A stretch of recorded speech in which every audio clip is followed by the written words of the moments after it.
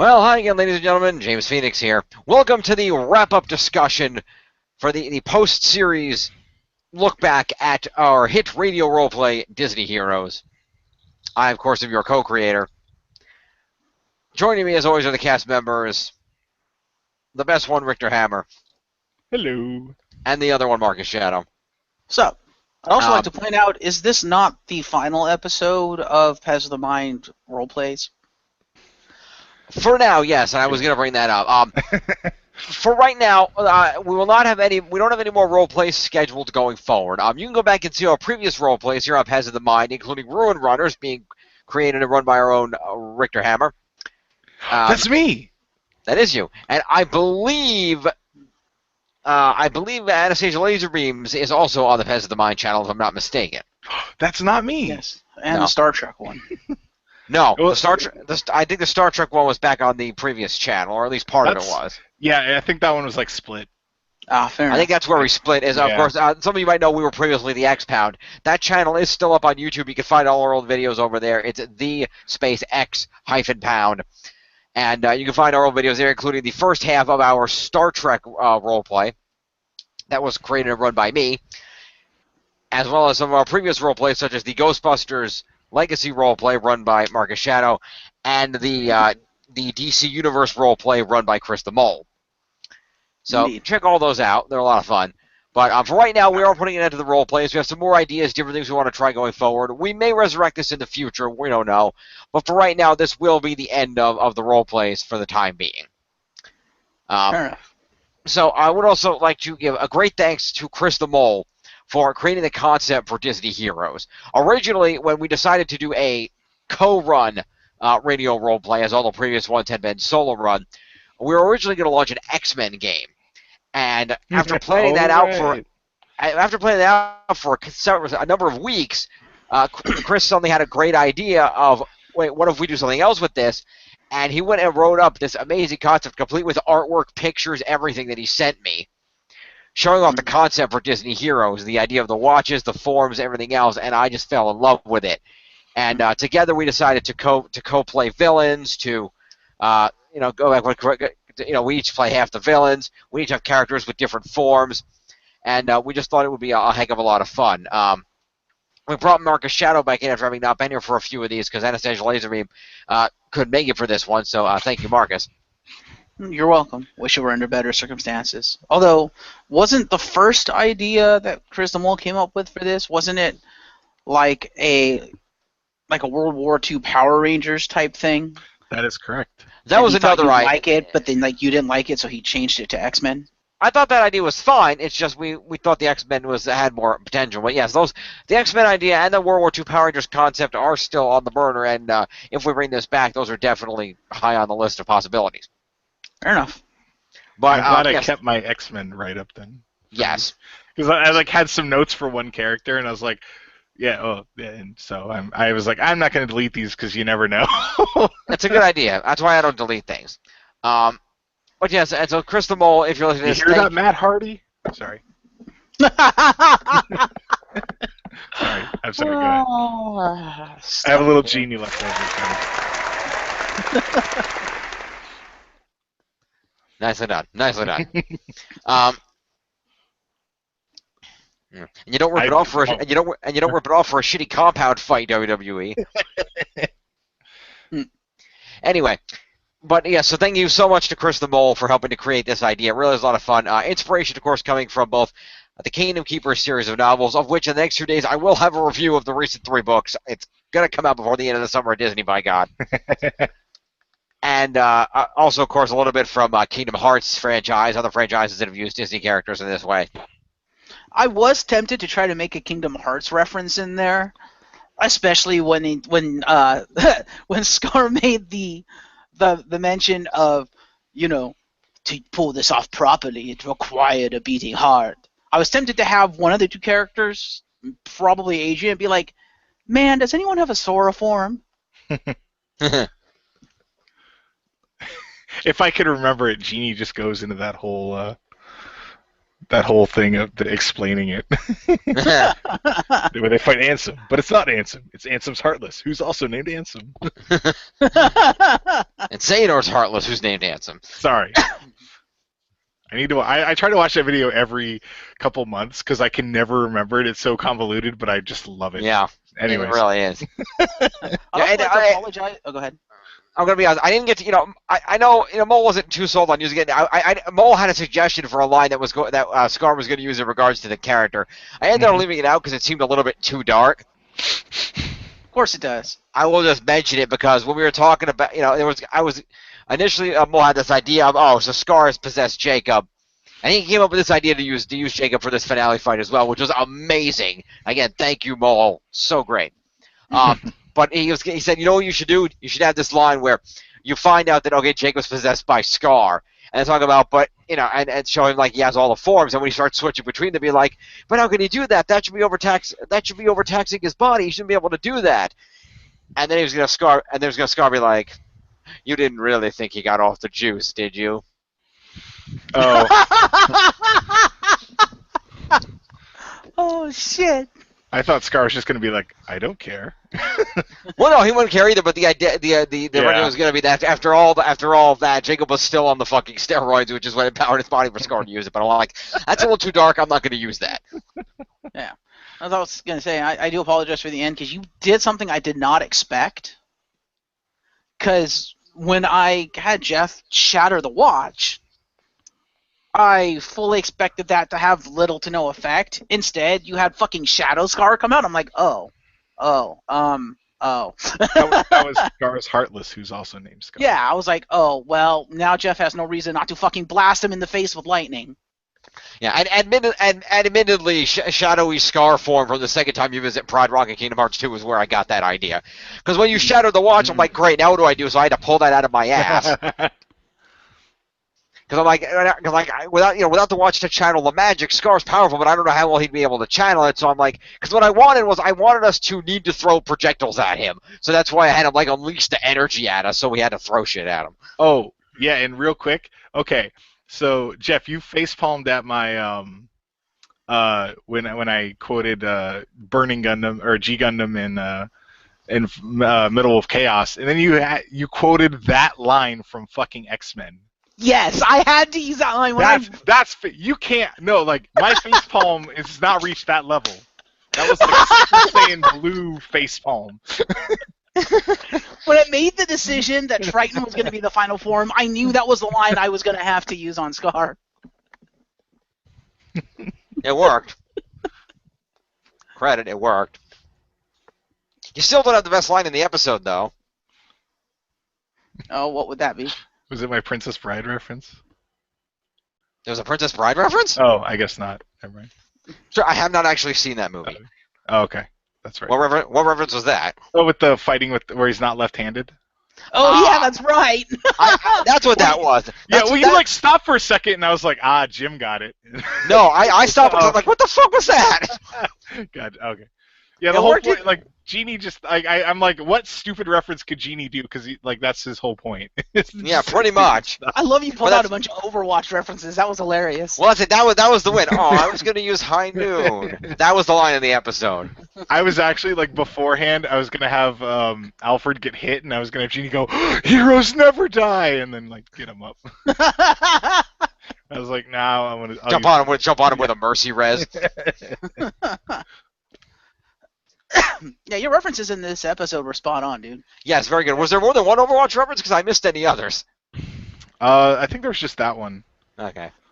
Let's see. There was the High Noon. There was one other one. I was like, really? He's quoting Overwatch now? I can't remember what it was. If I went back to rewatch the episode, I could tell you. But it was in the middle of that fact. He just started slinging references, and he made like one or two like Overwatch references, and I was like, wow.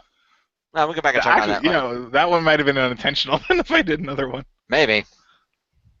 But let's go back a little bit. Of course, when we started this whole thing, we intended for Mole to be here this whole time, and so things got thrown for a bit of whack, and I had to amend some of the villains. I know what you mean, but it sounds like you just like I just picture a little chibi Jim like putting a Band-Aid on a little chibi Jafar, like he's all like looks sad. Yeah. I know that's mend, not amend. Oh, by the way, related note. Why does nobody understand the difference between Jafar and Scar? That was my fault. I don't know. I just said Jafar. No, Yeah, but my the thing fault is, too. you both did it like 3 times. Because you kept constantly changing forms, and they sound so similar, Yes. and I got mixed up. Yeah, but the thing is, when I specifically said he turns back into lion form, from that point onward, it was Scar. He was not Jafar at any point, and the voice is distinctly different. Yeah, Scar no, talks that was evilly down here. Jafar is up here and more regal. no. I just the time I remember, I accidentally said Jafar, and then like Yeah, afterwards, me I was like, too. oh shit, he's in Scar form. Oh well. Yeah. Yeah, that's why I can't. It was at least, between the two of you, it was at least 3 times, but that's okay.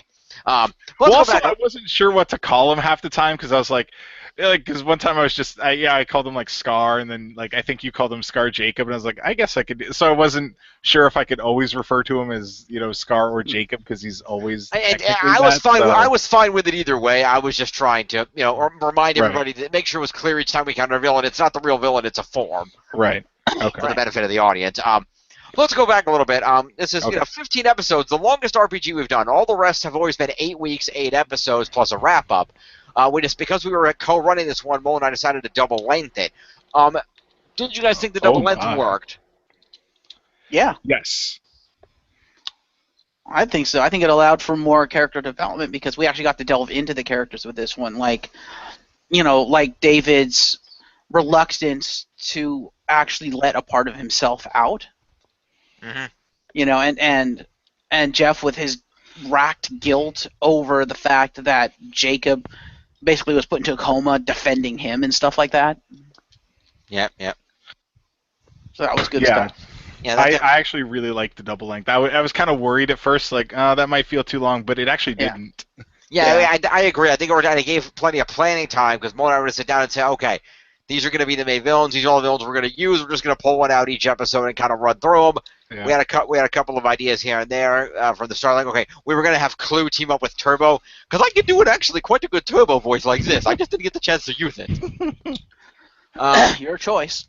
I did because it would have ruined the tone of that particular episode because I started like, because a fun fact for anybody who doesn't know when he was voicing that character, the character of King Candy / Turbo from spoilers. No, I'm just kidding. Shut up. From Wreck-It Ralph. What the hell is the actor's name that voices him? I do not know. My mind isn't working. I want to say it was, who was it? Hang on, scroll down here. It was Alan Tudyk. Okay. But and it was noted that even Alan Tudyk, when coming to create that character vocally, he specifically brought in the mannerisms and voice of Ed Wynn's Mad Hatter from Alice in Wonderland. Mm. He was specifically doing a Mad Hatter impression. Nice. I'm late for a very important date. That's the White Rabbit, you moron. I thought it was the Mad Hatter that says that. No, that's the White Rabbit that says that, and he has a clock and he's running through. Also, those books are hella creepy when you know about Lewis Carroll. I just always got to throw that out there. I know. Welcome to my party, dear Alice. No. Yes, tea. You must have a cup of tea. A very merry on birthday to you.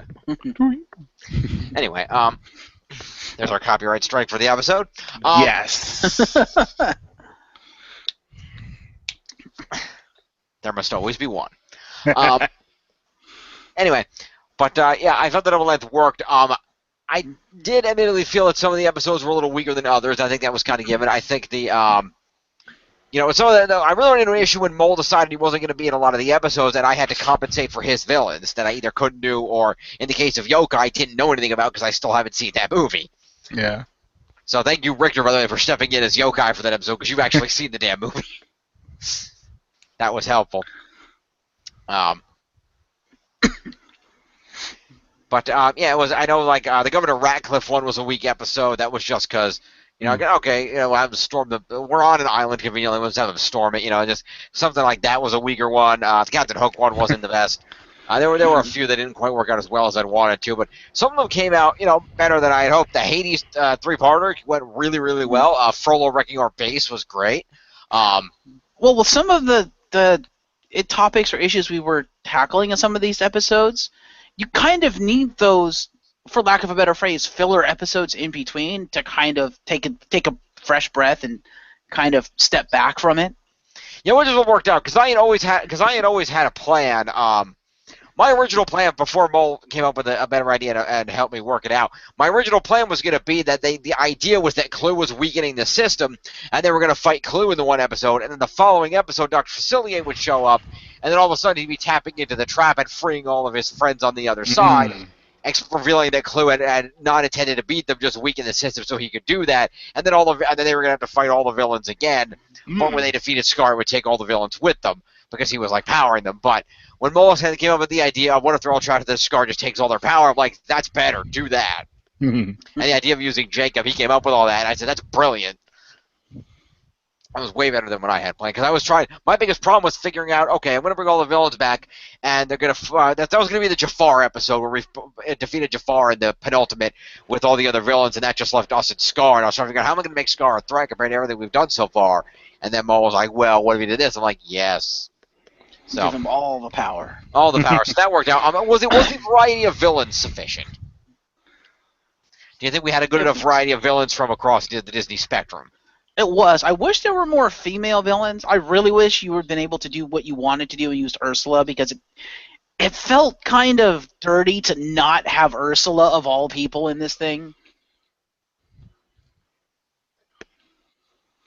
I was also disappointed no Maleficent, but I understood why you didn't want to use her, so fair enough. Yeah. That was one of the things that Mole and I were trying to do from when we formed this up, is we were trying to not be stereotypical with the villains that were in charge. We wanted to be different about it. And honestly, in retrospect, one thing I would change if I could go back and change it is I would put Hades as the second in command, because I think he came up as being way more fucking powerful than Jafar. He was way more of a threat, yeah. So if it were, in retrospect, I would have used, because Hades was the first villain I said I want to use Hades. I probably would have made him the second, but Jafar just kind of has a spot with me because of Aladdin. So I ended up using Jafar, which is more of a stereotype because he's normally one of the in-charge villains. But Mole decided to put Scar on. I thought that was a great change of pace. Mole was originally going to play Scar, and unfortunately was not able to be here to do it. If I was doing it, I would have made Jafar the one in charge because, especially with base form Jafar, if you're not going with like Super Sorcerer or Omnipresent Genie Jafar, his greatest strength is the fact that he's a manipulator. Yes, but the thing is, okay, his manipulation was I'm going to put my staff at you and make you do what I want. Or I'm gonna go have this street rat think that he's helping an old codger in the prison to get a lamp for me. That was the extent of Jafar's manipulation. Scar's manipulation was I'm going to murder my brother, make it look like an accident, also murder my nephew at the same time, and then conveniently take the throne with a heavy heart so nobody sticks the wiser. That's way more manipulating. True. Also, that reminds me, did you forget who you were for a minute? What do you mean? Who are you talking to? With that brother line. What brother line? That line, you're like, you always were a terrible brother. And then you were like, that's what my father says. I said you always were the worst brother. Or at least that's what my father always told me. Yeah, it sounded like you were catching yourself, like you forgot you weren't Mufasa for a minute. No. I was tempted to have my two characters look at each other, like in a really dark thing. Like they had heard that before, and I was like, that'd be too messed up. So yeah, I should have added at the end. Not to mention, you were a terrible uncle. Oh, okay. Thank you for having Scar say one pun line, because I always remember, he's like, "Oh, I'm a monkey's uncle." So I admittedly I was waiting for him to say more of those things. Yeah. Which one did I use? I'm trying to think. You had a pun this one. That's the one I'm remembering, but now I don't. I mean, I remembered it was there. I'm trying to remember what it actually was, though. Because I know I reused the last line from the previous episode. I opened this episode with it with the forgive me for not jumping control. Bad back, Yeah, Mole was going to use several of those. I just had more trouble working them in. The monkey's uncle one I didn't think about, but Now, the only reason I That's the added only in, one. or that's what my father always used to say, or something like that. The only reason I added that in is because I didn't want the listeners to think all of a sudden I had gained Mufasa's powers. Which makes sense. Um, but yeah, that worked pretty well. And thank you guys for each doing two characters. I think that added a lot of depth. Did you guys find it strenuous to try to manage two characters at the same time? Not really. I wish I had thought through Adrian more, because I felt I was winging it most of the time, and it didn't always work out right in terms of like the voice and stuff. Because I had an idea of what I wanted to do with him, but yeah, as you can tell, that voice not very good. I think early on, I had more difficulty with it because I wanted, I was glad that I had some time to like establish the characters, so it was easier to keep them straight. But it was, it wasn't as hard as I thought it was going to be. I thought it was going to be worse, but it actually didn't end up too bad. So that worked. Yep. I was also surprised when you took the Mufasa moment and made it a power up, because I was never intending it to be a power up. And he's like, "And we're going to make it a power up." I'm like, "Oh, okay." Well, my intent was, like I said, that's why I was trying to get you to do it, because you were throwing me off with your whole "I'm going to refuse to fight" thing. Because my intent was going to be, we were going to start fighting Scar, get our ass kicked, and then the light was going to grant us the power to use all our forms for this final fight to make it more badass, and then you had to go fuck it up. Sorry, I just wanted to use line. I just wanted it to be a symbolic thing. I wasn't intending for it to be any kind Which of. I understood, and it came off kind of badass. But again, it's that thing you do where you make yourself the center of attention. You got to watch that dude because it annoys a lot of people. I'm just going to say that outright. But at any rate, it worked out that when the power-up hit, that everybody got the power-up out of it, so that was kind of cool. Because I needed a way to give everybody the power-up so we could all start jumping through our forms, so that worked out pretty well at that point. And that's the point at which Scar started going on the defensive, so it worked out to build up to knocking you back into the vault. Yeah, in all honesty, at the very end, I was kind of hoping, and I was thinking that you would set it up so you would be the last one to fire off. But when you went first, I was like, oh, well, okay. Technically, you went first. No, you pulled out your thing first. Yeah, but I didn't. You fired first. True. No, Han did. Because I was like, well, yeah, but that reminds me, I want to tell you about something cool. In a minute, when we're off the air after record. Oh, okay. But at any rate, yeah, because like I said, my initial idea was I was going to have the others hesitate and have Noah be the one that had to knock him into the vault and kind of sacrifice Jacob for the greater good.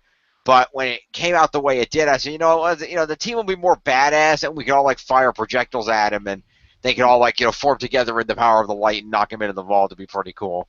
Yeah. So the only problem I have with that plan, when you told me it after we went off the air or whatever, was the fact that you had just gone through this whole thing of the light granting us power, and Noah went through this entire speech of, they have granted us this ability, this light power, because we as a team have finally decided we know what needs to be done, and then you want us to all fucking hesitate?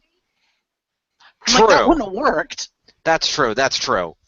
Valid points. And you're right. I didn't think that through that far. I didn't think it would necessarily be everybody hesitating. I figured people would be attacking, but maybe Jeff would be the one who might hesitate, and Noah might have to cut him off and do it. That's what I was figuring that might happen because of the way you had built Jeff's hesitation, and were insisting that he wasn't going to fight. Because I didn't know where you were going with that, so I thought maybe at the very least it might be like Jeff would. Like what you try to do, like I had to be the one to do it and go to do it, and he couldn't do it, and then Noah would just barrel him aside and just hit him. Well, that's what I was kind of expecting. I was expecting when I had Jeff shoot the watch off, I was expecting it not to do much, and then Scar basically on and be like, if you want to stop me, you're going to have to kill your friend. And Jeff goes to do it and can't do it, and then Noah has to step in. But when you were like, Shadow Scar, I was like, well, fuck, Jeff has no reason not to fucking unleash now. That's just it. I was trying to do something cool because it seemed pathetic that he was just standing there telling us to attack him. Like I felt like Scar's taunting us, but if he felt like we were actually going to do it, he wouldn't go down without a fight. Right. He wouldn't just let us hit him. So I figured, I bust out Dark Energy, unleash everything he's got, give it one final shot. And that worked. So I think it worked. I think Mole's going to be a little disappointed we didn't actually kill him, but Yeah, okay, that's a good opportunity. Thank you, Jim. hmm Yeah, I Okay. didn't, because at least me, this probably annoy people, but when he quote unquote had malfunctions, when he was like quitting, and he's like, "Oh, just kill off my character." I was thinking like, no, because like I wanted to like spite him, just be like, "No, fuck it, leave him alive. Like, what does he care? He's not, if he's taken off, he shouldn't care." And then at the end, I was like, I really hope, because I know because just about every radio play he wants to kill his character, even ones that we never filmed. And yes. so I was just like, take this, Jim. Fuck it, don't let him do this to you. Leave him alive. And I was so glad that you more or less left him alive. I was like, okay, I'll take that. Yeah, I left it ambiguous because I'm like, Yeah. technically we knocked him into an endless void of light, and what happened to his body when it was controlled by darkness, if he was able to get out of there, who the hell knows? That's Yeah. completely unseen territory, so he might be alive, he might be dead, we don't know. Yeah, because like when he was like, "Oh, just kill me off," I was like, "Oh, just put him in a coma," because I was like, seriously, like, I mean, this is, I don't know, I'm kind of a dick. Yeah, I could not. When we've Yeah. gone when we've gone on and on about how one of the reasons Scar is such a threat is because he's one of the few characters that has killed somebody. I can't turn around and answer that with killing. I'm sorry. That kind of Yeah. that makes us as Yeah. bad as Scar. And I'm sorry, the heroes aren't going to kill somebody in a Disney production. I cannot justify. Yeah, yeah. Yeah. It just felt, I was like, well, to me, it was like you left. You don't get to say in your character. We're just gonna leave your ass in a coma. And I would also like. yeah. Oh, go ahead. Oh, No, go I, ahead. I was just gonna bitch then too that he's like, oh, and even when he was there, he's like, I want my character to kind of be more in the background because I got to play the villain. So I'm like, okay, fair enough. And then he's like, oh yeah, well, I want you to kill him. I know. Well, my character, I never wanted him to be a central focus. I'll make him the final boss. I was like, the fuck? No! What are you doing? I was like, we already had fight our other people. What the hell, man? Well, that Also- was like I said. Well, the reason for that, the concept was that Jacob wasn't necessarily conscious in there. Scar was just kind of using his body as a puppet. Yeah. Mole felt that way too. Mole was, when he came up with the idea, he said, "I like the you can use this idea of doing this." I'm like, I really like the idea. He said, that's good, but make sure that it doesn't, he's because this is what really pissed you off, because the original idea, because Mole actually said the line as we were talking about the name, okay, we'll use Jacob as the host of Scar and all the powers for the final fight. Uh-huh. And Mole actually said to me, given how long I've been gone, how much of a dick move would it be if Jacob fought through and sacrificed himself to save the day? Yeah. And fucking- thank you, Jim. That gives me the perfect segue into. I'd like to point out, you mentioned how for certain moments I tend to like to make my character a central focus, or I like to give my character like a badass one-liner or a badass moment. At least I don't try to make my character the martyr in every fucking production I'm in. Fair enough. And like I said, in this case, that's why he agreed not to sacrifice his Endless to have us, or specifically me, kill him. That way, it wasn't like self-sacrifice. It was just, we had to kill him. Yeah. I admittedly though, I love the idea as much as it feels very Disney Marvel movie. I like the idea that we fight someone using the watch to use the forms of the people we trapped. I think that's awesome, even if it feels very like, oh, Iron Man fights a guy in an Iron Man suit. But it's just part of, and I don't know how else you could do that without using Jacob necessarily. I mean, I haven't thought. Yeah, of it worked. I was hoping for fucking Death Ryuger over here or whatever. Richter using all the enemy forms. Yeah, and thank you, Richter, for when Scar was monologuing and you threw out that whole you had us eliminate your competition. That technically wasn't the intent, but it worked better than what I had. Yeah, that was me. I had Adrian. Yeah. You know what's funny was I was just about to say that, and then he said it. I was like, damn it. But yeah, because I'm like, yeah, that's about right. Because I was trying to figure out how to string it together. Because I knew I could tie it into the Hades thing. Like initially, he was just going to try to, he was going to use the villains and take all their power. But when Hades tried that whole undead Mouseketeer thing, it gave Scar an idea, and he was going to try to have Facilier resurrect all the villains so he could channel their energy into a Dark Watch that he could use. But when he ended up getting, he jumped into the trap to try to stop his plan from going down the tubes, when Jafar fucked it up like a moron, and it just happened to work out that once he was in the system, he was powerful enough to override the light and take control of Jacob. So it worked out for him, all the better. I also want to, I don't know if, sorry, this messes up, but I want to throw out the joke that Jeff and I were doing before we recorded, because I want it recorded because it was fucking hilarious to me. Okay. Where, we mentioned it to you before, Jim, but it was like, we were like making, we were like, oh, what should we do for the ending? And we were like, because we don't want to kill Jacob. And then, Jeff's like, oh, Jeff should just, he should turn. I was like, yeah, he should. He'll turn on us, and then him and Jacob will kill us all, and then Scar will win. Be like, that would feel like such a Russo swerve. It would. Because with how several times where Noah's just like, no, the heroes always win. I was like, oh, that'd be such a swerve. I was like, it would be funny. I loved that idea. I would not do it. Yeah, it'd be dark. But it was awesome as an idea. Yeah. We almost had another idea, another Russo swerve, Mm-hmm. but given that we had already done something similar in a previous roleplay, we decided not to go there. Mm. We were one of Mole's other ideas was this sort of, oh, what if Noah was Scar the whole time and he was using the Musketeers to eliminate the competition? That'd be fucked up. That would have been awesome.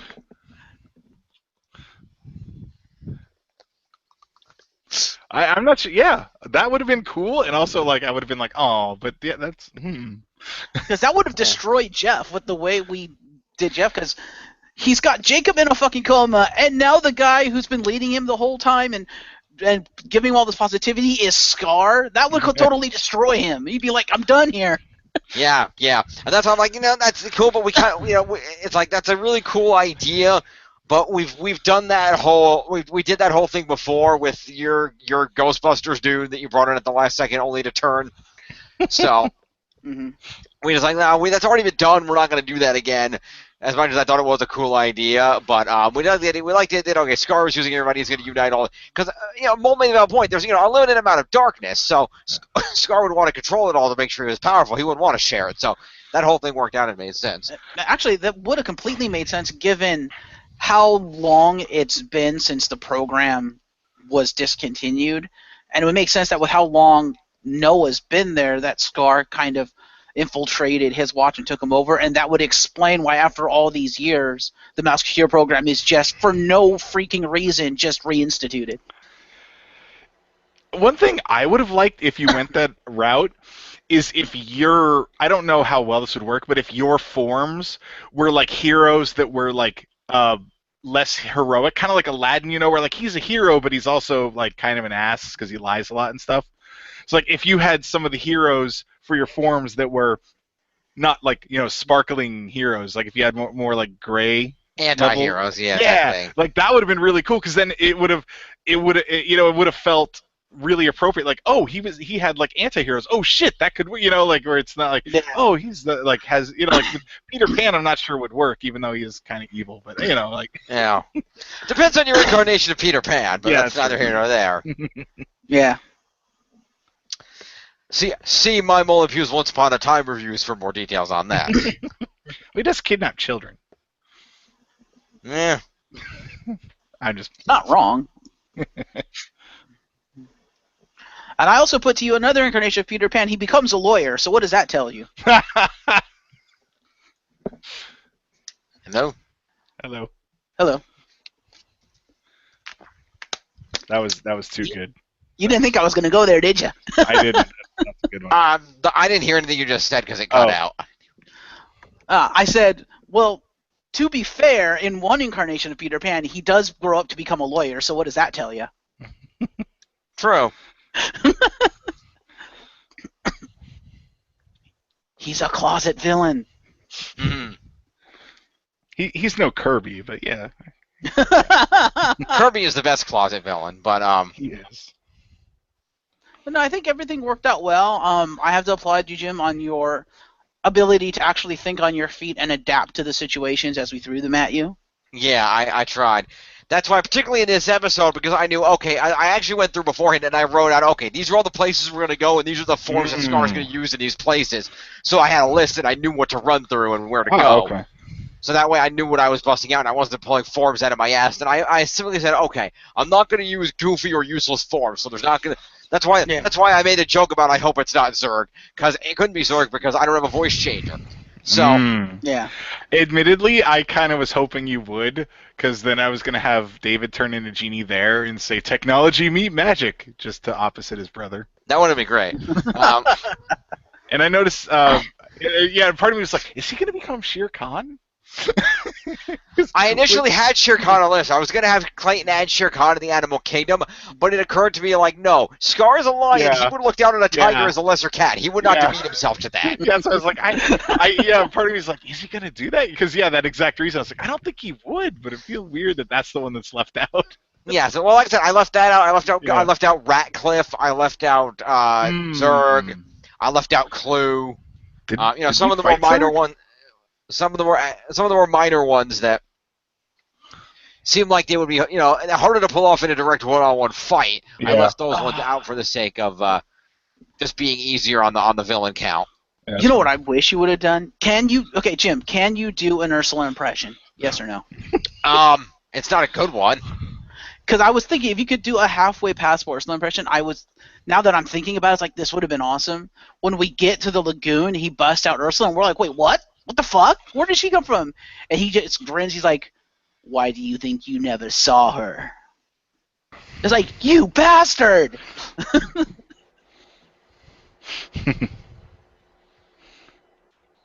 Because he preemptively had calamari for dinner. Huh. Yeah. That's dark. Why as do you shit. think you never saw her? That's the best. That's as close to Ursula as I can get. I can't make it work. Now, That's right. Which reminds me, let's not forget here. Special shout out to Anastasia Laserbeam for stepping in to Yes. voice Zero for one episode. Yes. she did a great job. I did appreciate her doing that, so we had at least one female villain. Like I said, we were trying to avoid stereotypes. We were trying specifically not to use Maleficent. So Yeah.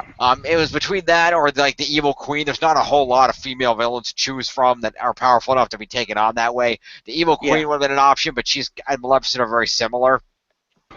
Yeah. Oh, Go ahead. Go ahead. I was just gonna say, I'd like to say that Anastasia Laserbeam did a great job as Zira, and I was actually really impressed with the growl. I was like, whoa, okay, now I'm scared. Oh yeah, that worked out very, very well, and I do appreciate that we brought that in. It worked, and it helped justify some of those direct to DVD villains.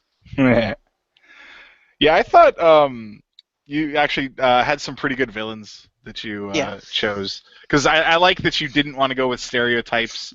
And some of them, admittedly, this is kind of weird, but like some would appear, and I'm like, oh, I know that person.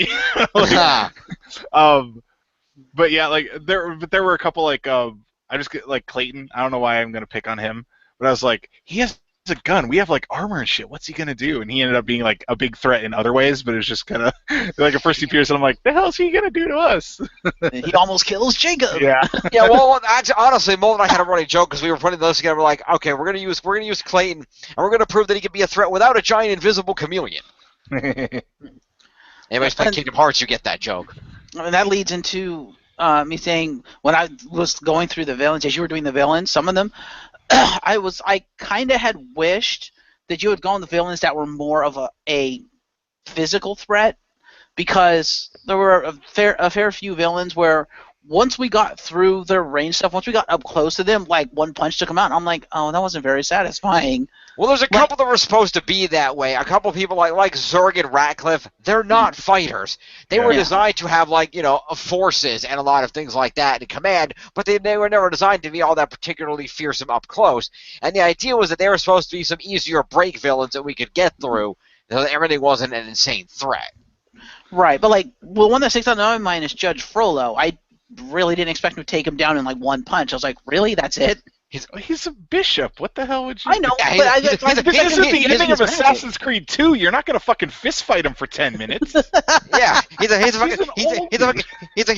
a creepy old horn dude that wants to bang a woman that's like a third his age. Yeah, Yeah, like but he all was using guys. magic to fling fire at us. I thought he'd use magic a little bit more to Well, I deflect some only shots. gave him that because he used the hellfire in the song in the movie. That's the only reason he had the hellfire, because he summoned the hellfire. They keep it ambiguous as to whether it was real or in his head, but that was enough for me because there's demons. They're gonna adapt as best they can. So I thought, okay, Frollo can bring some hellfire around. It makes sense. And that's I why haven't seen Hunchback, so I really didn't know what to expect from him. I'm like, oh, he's got Hellfire. Okay, he's going to be a halfway decent threat. I go in one punch, boom, he's done. I'm like, that was it. well, that's just it. And he's the only reason he's a threat in the movie is because he's in a position of power. He is the bishop, and in Yeah. France at that time, the clergy were very powerful.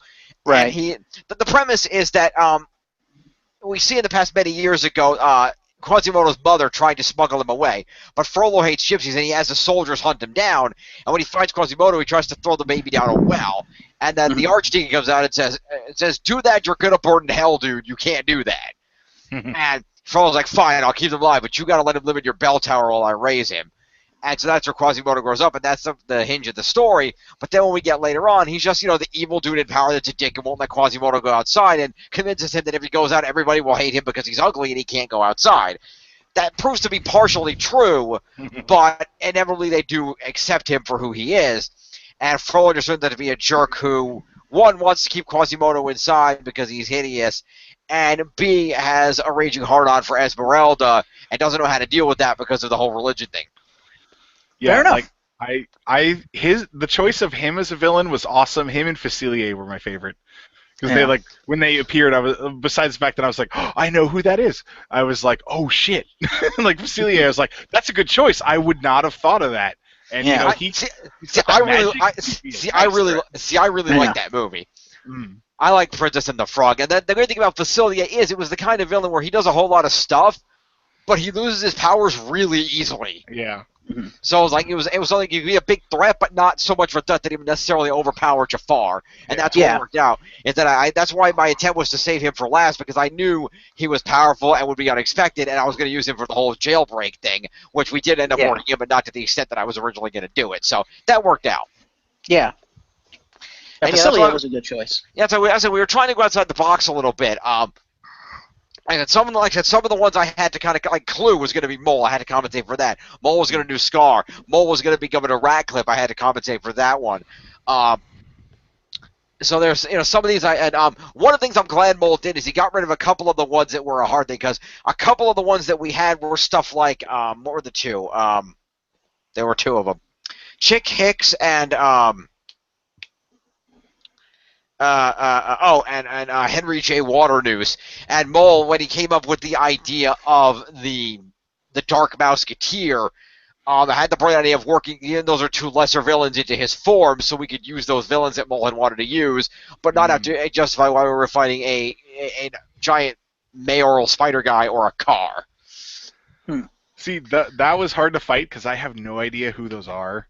Yeah. Like in the middle of a fight, I'm like Googling. It's like shoots a punch at him. Type. Yeah, Henry J. Waternoose is a giant spider dude, the villain from Monsters Incorporated. Oh, okay. Yeah, see, that's the thing is like I don't always know because I haven't seen all of that movie, so I don't necessarily know the name. But if you said where he's from, I'd be like, oh, I can pick. Yeah, he's the guy from Monsters Inc. Okay. And then Chick Hicks is that annoying green car from Cars. Okay. Ka-chow, ka-chow. But those were forms. I didn't know how he was going to make those work, and I really didn't want to have to do them because I've seen Monsters Inc., but I don't remember that character that well. And Cars, I'm sorry, Chick Hicks is an asshole. He's not a threat. So he's just not. He's just not. That's a real world villain. Pretty much. That's why the threat was from the evil company trying to shut Lightning McQueen down. Yeah. It wasn't actually from Chick Hicks. He was just the asshole rival. So it was one of those things where Mole picked those villains, and when he lost his computer, I'm like, oh shit. But luckily, Mole again, who came up with the Dark Mouseketeer idea, which worked wonderfully into that three-parter with Hades. Which, if I was going to do any of the villains for 3 parts, I'm glad it was Hades. Yeah. And we were able to work that in there, so that really helped a lot. And like I said, I made a few changes here and there to try to compensate, because I'd always had Gaston on my list, but he was the last one I added, and I did it hesitantly because I didn't know how he was going to be, again, much of a threat, aside from I'm going to attack you with a bow and arrow and maybe a knife. So it worked out well when I just, but for he's some got reason, biceps to spare. That's true. He is strong. I feel bad that I didn't work in more song quotes for stuff. Yeah. Sorry, randomly while I'm thinking of that. But but I was able to work it out because I don't know what brought it into my head, but I really liked the Atlantis movie. So when I thought of that, I'm like, ooh, Rourke, I can do a Rourke voice, and he's kind of a regular dude who kind of an arrogant, with a little bit of an accent, kind of an arrogant dude, and I can give him the Atlantean crystal to fight with. That'll make him really powerful. Do that. I totally forgot that was a Disney movie. That's a great Disney movie. I've seen it. It wasn't bad, but I was like, it's like that and Brother Bear. I always forget. But I always make sure to remember Home on the Range because no one remembers that. I saw it, but I just remember. No, but I know that movie. See, Brother Bear I know was on there. I haven't seen Brother Bear, but I know the song from Brother Bear, the Phil Collins song. Because Phil Collins did the Tarzan treatment on Brother Bear. Yeah. And I remember the song on it because I have a Disney CD compilation, and that song from Brother Bear is on it. So I know the song. I just never seen the movie. Yeah, I hear a lot of those songs because of Pandora, the radio station. Yeah, exactly. But it worked out pretty well, and like I said, we tried to keep the variety in there. We tried to go with unexpected villains, things that wouldn't be stereotypes, and I think that really worked out for the better to have a variety of villains from a variety of places in order to really do what we needed to do, and keep the whole thing, balanced in terms of both powerful villains and less powerful villains. Just an FYI, by the way, Mole and I did both go through, and we did each have enough. We had chosen enough hero forms to fill out 2 watches plus an extra in case he and I brought in secondary characters. Mm-hmm. So, just as an FYI, I mean, I had, of course, Tron, Peter Pan, and Beast. The other forms I had the Genie, which when Richter chose, I let him take charge of that, and he did way better than I would have ever done with that character, so thank you. King Triton was on there, which I let Marcus have. And then the other ones I had on my list were Elsa and Jack Sparrow. Which is funny because I almost went with Elsa. You did, and you switched it to Frozone, which I think. Because that was like my alter. Like at first I was like, oh, I should do Frozone, and then I remember Mole was saying that he had like Alice, and I was like, no, that's a cool idea. Like have a female like on a male. I was like, I'm gonna do Elsa, and then like you listed yours. I was like, shit, okay. I was like, but you could have had her. I didn't get to use her. Yeah. On Mole's side, I didn't know that because I remember that was on your secondary person. And so, like, I was just like, oh, I'll just go with Frozone, and then, like, you ended up not using the secondary. I was like, oh. Yeah, and I like what you did with the Genie worked out a lot better than our whole 3 wishes thing. That would have been crap compared to what you did. You made the Genie the best character in the whole radio play, and you worked it out in such a way that it was affecting David and gave it a whole story arc, too, and that was amazing. Yeah, like, that one for, I honestly didn't think anyone else would take Genie, but yeah, when I thought of the character, I was like, I want to make a super serious guy, and then I've probably said this too much, sorry, but like, and then the whole idea of the Genie is that he's so goofy, and it's like the mask, where it's like almost an inner persona. It's the complete opposite. So that's why I didn't want to use him first, because I wanted to establish that David's kind of like a no nonsense guy. He's not like a hero. He's not, and just so the Genie would act different. And then when we were talking about it, you're like, oh yeah, the Genie, he'll be really powerful. And I was like, oh, yeah, I guess technically. Because I was thinking, like, TV show Genie, and you were thinking movie Genie, and you're like, oh, yeah, we'll have the 3 wishes. And I was thinking, like, shit, that's not what I was thinking. Yeah, but yours worked out for the better. Yeah. I was glad I was able to do them, because I was like, can I do this? And you're like, yeah, sure. And I'm like, oh, okay, good. Yeah, that worked out. Admittedly, the personality was kind of cribbed from Clayface, because I loved doing that Clayface. Yeah, but that worked out perfectly. It was fine. I liked it. Yeah. I miss Clayface. I know, right? But anyway, I will also say, of course, Jacob's forms were, of course, Alice, the Buzz Lightyear, and the Robin Hood. He also had Mulan on his list, which he transmuted over to the Dark Musketeer as kind of a plot of, there's a hero in here, too. Kind of mix it up a little bit because there's a mixture of the light and the darkness, so that worked out. And then also on his list as backups, he had Aladdin, which he never got around to using, Tinkerbell, just for the sake of having the counterpart to my Peter Pan. Ah. And the one that I really wish we'd have gotten to use, but we never got to break it out, which would love to pull out during the Yokai episode, was Fred. Yes. So, now, how would that work? Would he just be wearing the Fred costume, or would he be wearing armor that's Fred wearing the costume? I don't really know. I don't know if Bull thought that far ahead. He just thought it'd be fun to be Fred. It would be. I do have to say, I really like the interplay between the characters, because despite the fact that my voice for Adrian was kind of shit, I think we had 4 very distinct personalities. Well, 5 if you include Noah. I would include Noah. Yeah, I would include Noah. We had 5 distinct personalities, and I thought that was really good. I did, but at times it seemed like Adrian and Alfred were of one mind. They're kind of similar, yeah. That's what's funny is like we came up with our ideas for our characters, and we came up with like the same ideas, just completely independent. Like we never discussed it. Yeah. We're just like, oh, let's come up with some characters. Here we go, and we just came up with very similar characters. I was like, shit. Well, you really, it's kind of a basic concept. Okay, I'm going to have a serious dude and a Yeah. goofy dude. Yeah. You know, it really wasn't. No, yeah, I know. But when it worked out, it worked out. Because I was just thinking like, oh yeah, because I wanted to play a more straight one, just because of that genie idea that I loved. And then I was like, well, I got to give him. So I just went with the brother, and I was like, I want to go like full on like surfer bro, kind of like annoying douchebag. And it worked. Yeah, By the way, yours was a little more that direction than Adrian, because Adrian, I'll admit, my inspiration for that character, because I had just seen the movie, was Spider-Man.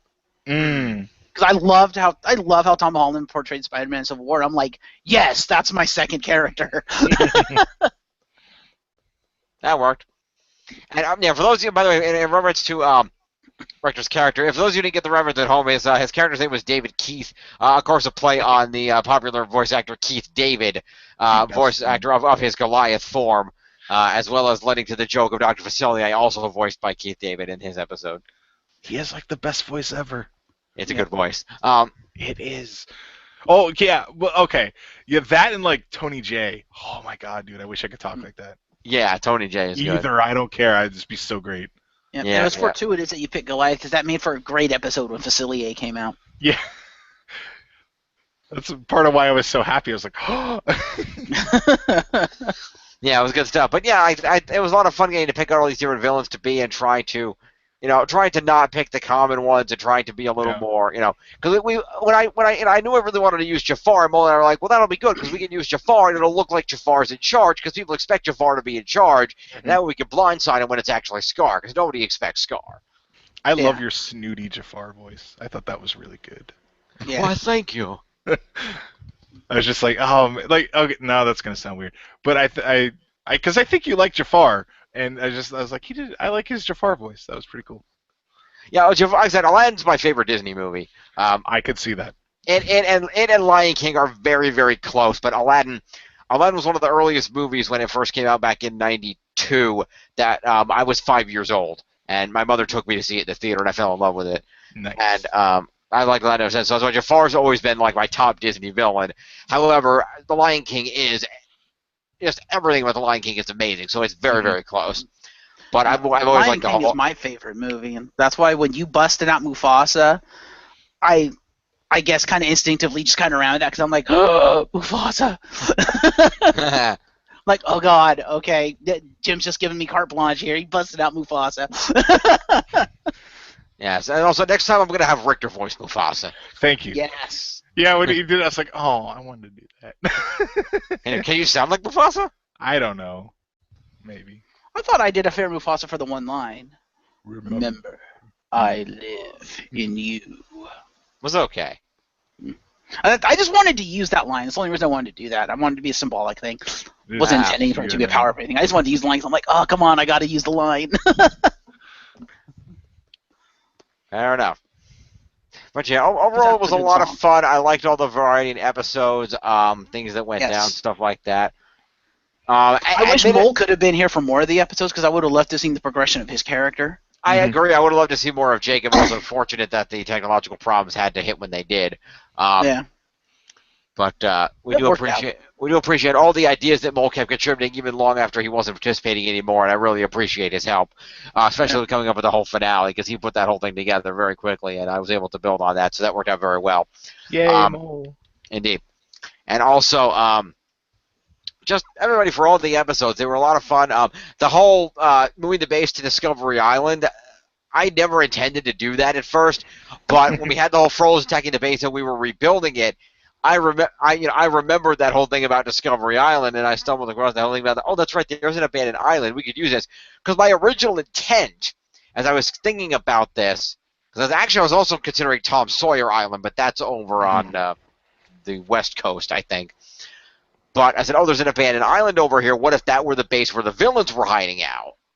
To kind of offset, they have a base too. But then I'm like, they're demons. They wouldn't be corporal unless they had to. They probably wouldn't have a base per se. So, and I'm like, you know what? It's going to be more fun to make it a base for us than it is a base for them, and then having to rebuild our crappy thing. Because I was never totally happy with the thing under the Cinderella Castle. Like, I'm like, oh, this is a cool idea. It's a nice place, but I feel like it's too in the center of everything, and we can do better with this. That's why I liked it when we moved it to the island. I like the Cinderella one just because, like, the secret door. I love that kind of stuff. That was But cool. also, like, deserted island bases are really fucking cool to me. Yeah. If you had, like, a floating castle, I would have just been like, this is the greatest place I want to Yeah, that's why I was like, it was a great thing, and that's why I was like, with the under the Cinderella Castle thing, I thought that was a cool idea to work out that there was something, under there that could, be used, because I think I based on some semblance of reality, like there is something under, and it's in, like some rooms in Cinderella Castle that were just never used for anything that were intended to be something else, but Well, I thought it made sense with the story too, considering you put the vault literally under the statue. It's like, well, it makes sense the base would be nearby. Yeah, that was my other concern, was the fact that our base is right nearby. It would seem too obvious, but I wanted to use the statue because it seemed like a good place to have it. So that's why everything, it kind of worked out for the better. But yeah, it was a lot of fun. I liked getting to play around with the island because I liked the fact there was an island there not being used, and we could just say, oh yeah, we built things on it for a long time. We just didn't get to move over here yet. Yeah. Because it worked out for the better. Because I'm trying to remember, because there's a hidden there's a hidden Disneyland base that monitors the parks at the Kingdom Keepers books, and I can't remember where that is in Disneyland, but San Francisco base in the park was cool, and it just seemed easier to switch it out because my biggest concern was the fact that getting in and out of the secret Cinderella Castle base where there's people in the park. That was my bigger concern, because I was going to do more episodes where there were people in the park, but it was the whole issue of we had to be able to get to our base and not be seen, and it's right in the middle of the dining room. This isn't going to work. Which is why moving it to the abandoned island also made it easier for us to come and go on the island as we please. Just, people are working on the, doing something mysterious. Maybe they're rebuilding, whatever. But people wouldn't suspect what we were doing, and it kind of kept us out of the way. And so we could have things like, an attack by a fleet of ships being led by, Ratcliffe or something. And we could have the sort of things, attacks and things happen without just, Frollo's everything underneath and having to explain why, half the bottom of the castle is in ruins. Right. So it benefited when I had the idea of, we've already wrecked this thing because, we wrecked this thing. I had this, because I debated for a long time, is that island going to be our base or the villains? Because I mean, I'll leave that part, the villain idea, that was stolen straight out of Kingdom Keepers, because there's a point where the Kingdom Keepers find the villains all hiding out in the abandoned building on Tom Sawyer Island in Walt Disneyland, in Disneyland over in California, because the Tom Sawyer Island is also abandoned in the Disneyland area over near the Jungle Cruise over there, I believe it is. And so that was where I got the idea of like, the villains hiding out on an island, that's a great idea. I'll have them hide on this abandoned island, which is much more famous. But then I'm like, we could really use a new base after all this, because otherwise, because the other problem is because the other problem I had was, Frollo hacked the base and destroyed everything. So either I move the base, or I say, okay, number one, we conveniently rebuild the base really fast, and we Deus Ex Machina it so the villains can't keep doing that now that they know where it is. All right. So it's like, that seems a little too convenient for me. So I'm just going to move the base to somewhere else so we can explain. Not that they didn't find it and attack us anyway, but it was more secure. Yeah.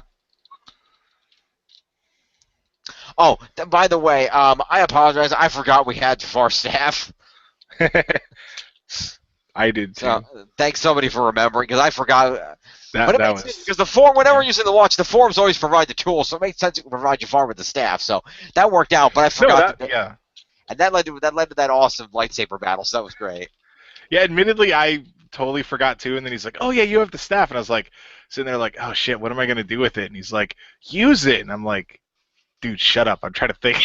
I was like, fuck, stop doing this. I was like, fuck it. He's like, what stupid thing would Genie do? He would pretend it was a lightsaber and just go battle him. Yeah. Because that's what magicians would do. They wouldn't shoot magic at each other. They'd go and hit each other with their stabs while one of them makes stupid noises. Exactly. That's what made it amazing. Well, admittedly, Jafar would expect you to start shooting shit at him. He wouldn't expect you to let him try to cut his head off. Yeah. So that led to something interesting, and Admittedly, I like that we really took the snake down because that was impressive. That I had Beast jump on him, and then you stabbed him in the tail with a trident, and then the other guy shot him with the thing, and it was we did a number on the snake, and I like that. Yeah, I wanted to bring back fucking Kasim, and I was gonna have him bring him back during that Jafar fight, and then you had him turn into a snake, and I was like, well, fuck. Well, also another thing I wanted to work in, since we had form shift capability in Act 2 and 3, which I never got to work in. I wanted so I used the variant of that with Kasim, but I wanted Adrian to run in at super speed as Dash, and then at Scar obviously in one of the forms, and then in mid dash transform into Stitch, so he'd be using the super speed inertia to give more impact to his super strength punch. That would have been cool. But I never got a chance to use that. Fair enough. So I modified it with running up the snake and using the momentum to launch himself in the air so he could do a downward thrust with the sword. Which worked out very well. I'm like, I gotta combine these powers somehow. And I'm like, I'm looking at like Jeff's forms. I'm like, these powers don't work together. Yeah, that was kind of my thing. I was like, oh, that's a cool ability. Shit, I don't know if I can take full advantage of that. Yeah, well, I just wanted to free it up because otherwise it was all powerful Scar, us each beating him with one form would seem a little. No, I liked it. Yeah. I liked it. I loved stuff like that. That was always my intent for the finale fight. I didn't want to do it too early, or I wouldn't be able to explain how we didn't die, even with the light powering us. Right. But I figured for the final fight, for the last shot against Scar, I'm just going to open it up and let everybody go because I know people have been wanting it. Let's just do it. And I'd always intended that because I thought it would be cool. My intent was always to have Noah realize what had happened and switch through forms real quick and do it, and then land as the Beast and go, we're not limited to one anymore. Now that was the line I was waiting to use. That was cool. That was awesome. I was like, ooh. I was like, okay, how the hell do I follow that up? Yeah. I will admit that, like, for me personally, if I had known that ahead of time, I probably could have planned some cooler stuff. Because I was like, because I'm trying to like follow along with what's going on while trying to figure out what can I do to combine them that's cool that would actually, by the time I could think of anything, we were like past the point where I could use it. Like, I was just too slow in trying to do all those things at once. Yeah, well, because to be honest, and the other thing was, admittedly, I was kind of impressed, how we beat Scar in all the forms. I figured it works out because there's so many forms they're having him use. I don't have to prolong the battle in any one. Yeah. I just have him fight him, for like a minute or two each and just move on to the next one and run through. Because I wanted to have us chase him all through the whole park and then have him chase through the portions of the Magic Kingdom, so we really cover everything, even the areas like the Typhoon Lagoon and Disney. Disney Springs that we hadn't gotten to go to, so we could at least get there once in the RPGs if we covered all of the park, and I thought that was a fun way to do it. Speaking of Typhoon Lagoon, did you intentionally set it up so that Scar would get one shot, or did you forget? Because you had him pop up. I don't remember what form he was using. I think he was using fucking dude with the Atlantean gem. Rourke, yeah, he was Rourke. And you had him start controlling water, and I sat there thinking, did he forget that I just changed into Triton and I'm swimming through the pipes?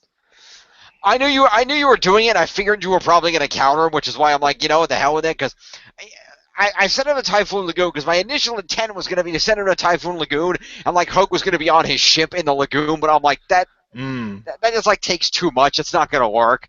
And Hook's not that much of a threat. I'm just going to have Rourke use the crystal. And it's Atlantis water. People associate I'll just have, people associate that together. I'll just have him use the crystal to move water around with the energy power and do shit like that. And I was gonna do more with the energy stuff, but then you shot the water out. I'm like, well, he's not going to escape that. Hit him, turn him into Hook, brief sword fight, get moving on. It worked out. You guys countered the stuff, and I was able to, play the villains off enough that they could fight you a little bit, but they keep moving. Yeah. And that's why I realized that we went through a lot of these. So that's why I had Scar be like, I knew they were all useless. I should have just been me from the beginning. Yeah. I was also kind of hoping when you had the blue light from the water and something was raising up out of the water, I was hoping you were actually going to raise Atlantis, because I wanted to do a badass thing with Jeff just standing on top of the Atlantean dome being like, hi. Because he would have been underwater, so he would have seen it. He would have been like, well, I don't have to swim. I'm just going to stand here. That would have been interesting.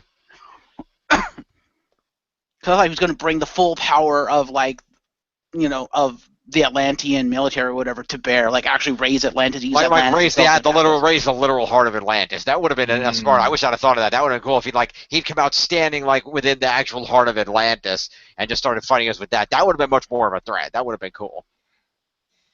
That's kind of what I was expecting. It's like, no, he's just gonna raise water. I'm like, well, okay, I'm just gonna come out of the water then because I'm in the water. Yeah, I like I said, I wanted to pull Rourke out, but I was when I decided to as I was running, I decided to scrap the hook shifting. I'm like, shit, I sent them to a water park. I don't know what to do.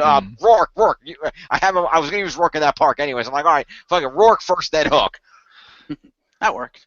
Trying to pull that together didn't quite work as well as I had hoped. Admittedly, when you did that, I was like, oh, is he going to be the Liquidator? I don't know why. I just... Okay, then. Like, Darkwing represent. Pretty much. Well, you did have Alfred as Darkwing Duck at the time. I did, yeah. So I was like, oh, is he going to do that? Oh, he's not going to do that. No, that would have been cool, though. I did the one that did work out well, that I thought worked out pretty well, was I was trying to think, okay, we're going to run through Epcot. Originally, I was going to have Yokai there, and I'm like, no, I don't. I'm trying to want to mix them up from where we fought them the first time a little bit, so I moved some things around. And I said, oh, I know. There's pavilions in there. There's a France. I'll put Frollo in France. Because, Notre Dame, it's in France. That worked.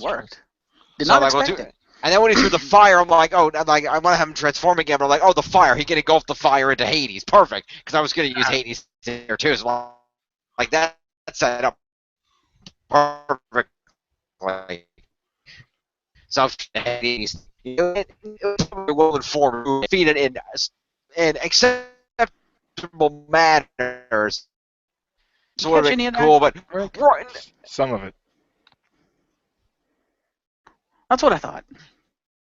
Yeah, you're breaking up guys pretty were bad, countering the forms. I don't think Jim can hear us. I can hear you. Hello? Oh. You're breaking up really bad. You were like breaking up for us, sorry. Well, okay, what do you want me to do about it? Nothing, I was just letting you know. Yeah. Because I would assume if we can't understand what you're saying, our listeners probably can't understand what you're saying. I don't know. It's recording from my end, so it should be okay, hopefully. You sound okay now. Well, anyway, what I was saying was I think we had a good balance of I was running through the village and you guys were countering them and they were battling them enough that they were seeming like threats, but not so much it was taking time. Yeah. And it made sense to not have Rourke use the whole Elenia Crystal thing because, let's be honest, as Richter's pointed out, nobody remembers that movie. He's not an important villain. I like him. I think he's a really cool villain. I think that movie is really good, and I think it's awesome that he's voiced by a legendary actor. But it's like nobody cares about him. I'm sorry. Yeah. Sorry, Atlantis. No, like we'll go with it. We'll do what we have to do. I'll have him show up. We'll just do a little thing. We'll just use them there, so we have somebody to use. Because like I said, I'm like, okay, what villains can I use that could actually fight them? And I had them. They're like, okay, Clue, not gonna work. Ratcliffe is out. The forms for the Evil Musketeer are out. Not gonna. I'm like going through the forms here, trying to think which ones would actually be threats and laying those out so I can use them. So you could have used Clue in like Tomorrowland. It would have made sense. I could have used that. Would have been interesting. I could have used Clue in Tomorrowland. I did not think of that. Because let's call a spade here. Since Mole's not here, I need to use that quote. If Noah is a threat as Tron, then Clue is most definitely also a threat in the real world. Yeah. True. So yeah, that would have been more. I wish you'd have said that before we recorded, because I would have done that. You sounded like you had a plan, so I didn't want to fuck it up. I did have a plan, but I wanted to have us run through all the. I said okay, I want to use these villains, but I was going to kind of wing it as we as we went through and just kind of see how we fought each one, how much time it was going to be, and just kind of move on as it seemed natural. Mm-hmm. So it worked out with what it was, but yeah, I could have used one more in the Magic Kingdom, given how big it was, because I had us just run straight through a couple of sections, just because I only had Jafar and Scar left over for the Kingdom, so I'm like, yeah, we'll just do this. I could have had you guys fight the Jabberwocky. That would have been the smart thing to do, but. The one thing I was really expecting, and it was a little disappointed you didn't do, but given how you wanted to end it, it made sense the way you did it. I was kind of hoping the big final showdown was going to be in Cinderella's castle. There's not enough room to fight in there. Isn't there a big-ass ballroom in there? There's a dining room, but it's not... Here's a fun fact about Walt Disney World for you. When you come in from the main gate and look down Main Street, USA, you see the big castle off in the distance, and it looks amazing. But that's because Disney built the park using forced perspective. If you walk to the other end of the castle and look back, the road looks about a third as long as it actually does, and the castle's not nearly as big as majestic as you think it is. Nice. Fair enough. So he used movie magic. Admittedly, the castle, admittedly, Cinderella Castle is bigger than Sleeping Beauty Castle in California, but it's still not that big. And it's got a dining room people could sit down and eat, which we could have kind of fought through the dining room. And then there's that apartment upstairs that was built for Walt that they rent out for really important VIPs occasionally. Mm-hmm. But that's about it. So it's not as much as you would. I mean, I've been there. The castle's still pretty big. It's just not big enough for 5 people and an evil demon to have a big out war. Right. Fair enough. Like if it was okay, we got like if it was okay, four or 5 dudes are going to go through there and sword fight. Yes, we could have done that, but with the fighting forms we were using, it would not have worked. Fair enough. Makes sense. And I was not expecting coming back and using the vault though. That surprised me. I was like, oh yeah, right, we have a vault. Well, like I said, my option was either straight up just murder Jacob with our powers, which I didn't want to do, or find a way to neutralize it. And I'm like, overload him with good magic, what can we do? And I'm like, well, the whole intent was to lock everything, was to either destroy the magic or get it sealed back up. So I'm like, all right, they sealed the cracks in the vault temporarily enough that we could trap him in there. And okay, we sealed, and I established, okay, we trapped him in there. Jacob might be alive, and we sealed the cracks long enough to move them to a more secure location, so they could break out again if we want to do a sequel. Yeah, that's why I suggested the trap, because I was like, well, if we use the trap on Jacob, would it not just trap Scar but not harm Jacob, because the light traps aren't designed to hurt living human beings? Yeah, well, that was going to be the other thing we were considering, just having, sucking Jacob into the trap, and I'm like, no, it's going to be cooler if I knock him into the whole freaking vault. It'll look more badass. Yeah. Admittedly, that end thing when we all fired at him, now that I think about it, it reminds me a lot of Ghostbusters. Because it's like, cross the streams! Something like that. And it worked. Because Robin and I said we're going to do this, and I thought to myself, like, shit, I really hope everybody has a form with a projectile. Yeah, and so that was like, the problem. Okay, I can throw the disc, Darkwing Duck over here can shoot the gun, that's fine. Or he could Gizmo Duck it. Yeah, well, he was already Darkwing Duck. I'm like, he's already Darkwing Duck. Let him just fire the damn gun in his hand. I'll throw the disc. I can. Richter. I wanted Richter to fire the Baymax fist, which is why I said, David, go Baymax. Yeah. And so, I definitely wanted those 3. And then I was trying to remember your forms, like what you had. And you were like, Gazim pulls out knives. I'm like, perfect, that'll work. and then for I'm like leaning back to our Triton. What does the other one have? Triton and because initially what I was going to have you do for the sake of the continuity, I was thinking you might do. You were in the Triton form. I was thinking you might switch back to Simba and as the light was firing the weapons, you might throw in a roar to supercharge them, and then we'd fire the weapons while you were roaring at them. But the Triton lightning worked much better. Yeah. Yeah, I didn't know what to do with Adrian because I'm like, none of his forms have projectiles. Well, that was smart because unless I take Dash and make him the Flash, then I could just create Speed Force and shoot it at him. But yeah, that's what I couldn't remember exactly what it is. I was trying to remember. Stitch has used a laser gun before, for the record. Oh, fair enough. I didn't see it. It must have been something he picked up in the movie or something, like just sitting there, because it didn't show weaponry as one of his abilities. Yeah, he's stolen guns and used them before. Fair enough. But I figured King of Thieves would probably have a lot of hidden knives. Yeah, and that made sense. And when you said that, I'm like, oh, sweet. Because at first I thought you were going to throw your sword, and I'm like, I guess that works. Then you said knives. I'm like, oh, better, good, okay. I was considering the sword, and I was like, I was considering it, and I was like, but he's the King of Thieves. I was like, well, he'd have knives. I think that's better. I'm going to make it knives. Yeah, I'm glad you did. That worked out for the better, and I think that the finale worked out. And yeah, to figure out, I'll offer them Imagineering jobs. We can have the happy little staying ending, and we'll kind of go from there. And yes, that's right. I turned Adrian into Genji at the end.